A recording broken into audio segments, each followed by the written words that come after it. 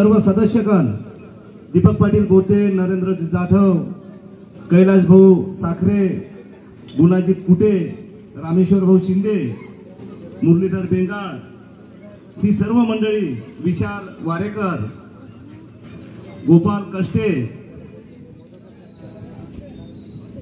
दीपक भाऊ, ही सर्व मंडळी समोर येतील आणि घेतला। जवळपास असलेल्या पंचकोशीतील सर्वच भाविक भक्तांनी या महाप्रसादाचा लाभ घेतला। गोगरी, खेरडा, हिरंगी, येडशी, कंजरा, लाठी, चिखली, पिंपरी शेलू बाजार येथील भाविक भक्तांनी श्री संत बाळूमामा संस्थान गोगरी येथे त्यांच्या पुण्यतिथीनिमित्त